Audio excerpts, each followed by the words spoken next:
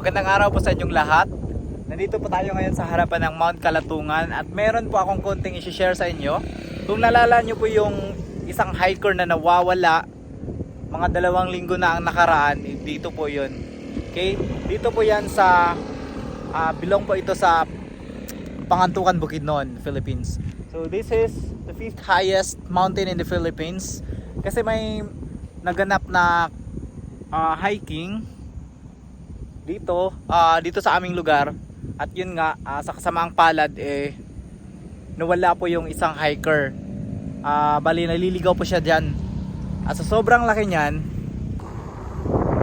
ay inabot po siya ng halos 2 linggo na pinaghahanap, at yun po nakapag-decide na ang team na itigil na yung search and rescue.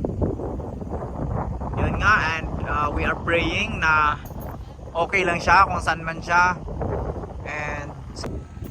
and of course we are praying for the family na we are still hoping na mahanap po siya kung nasan man siya ngayon, kasi nga sa likod niyan Lantapan, Bukidnon na, and sa harapan doon sa Valencia, Taramag, Pangantukan, Talakag. Kaya yun nga po. Kasi yung climbing na, yung hiking na ginawa nila umabot po yun ng 3 araw. At yun nga, naligaw po si Sir Zabayla. And of course, yan po kaya nga po, yun lang po yung, ito lang po yung reminder ko para sa lahat na kung ano po yung nasa kalikasan, pag-ingatan po natin, no?